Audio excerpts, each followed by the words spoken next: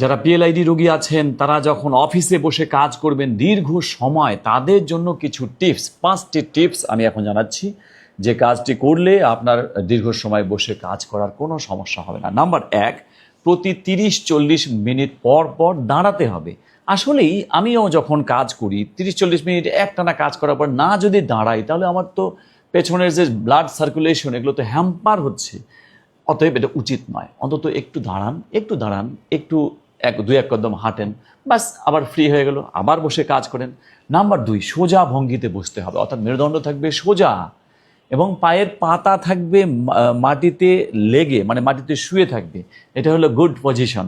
Number 3, computer screen উঁচুতে রাখতে হবে, অর্থাৎ কম্পিউটার যদি মানে ডাউন থাকে তাহলে তা আপনার মেরুদণ্ডটা একটু বাঁকা হয়ে গেল এবং ঘাড়ে ব্যথা হতে পারে।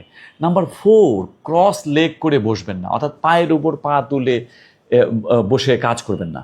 2 পা মাটিতে রাখুন, চেয়ারে রাখুন, পায়ের পাতা মাটিতে লেগে থাকবে, এটাই হচ্ছে নিয়ম।